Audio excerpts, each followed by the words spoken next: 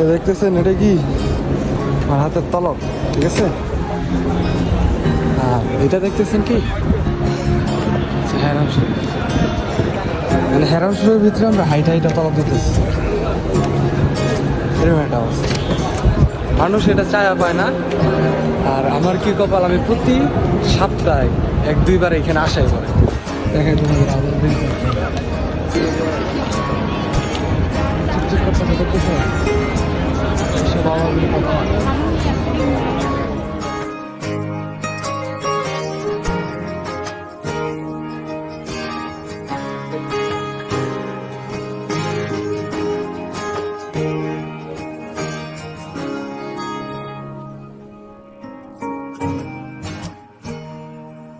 সামনে হচ্ছে ক্লকটা, আর সামনে হচ্ছে আমাদের হেরাম শরীফ।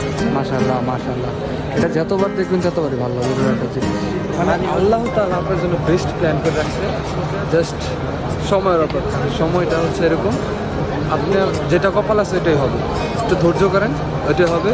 আল্লাহর রহমতে আমি একটা শান্তিপূর্ণ একটা জায়গায় আছি। প্রতি সপ্তাহে 2-3 বার আসি আমি এখানে।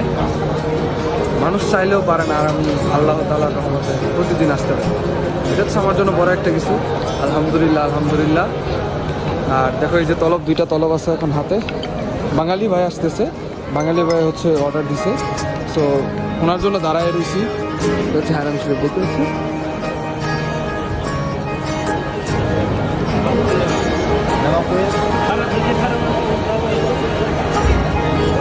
তলবটা দিয়ে নি।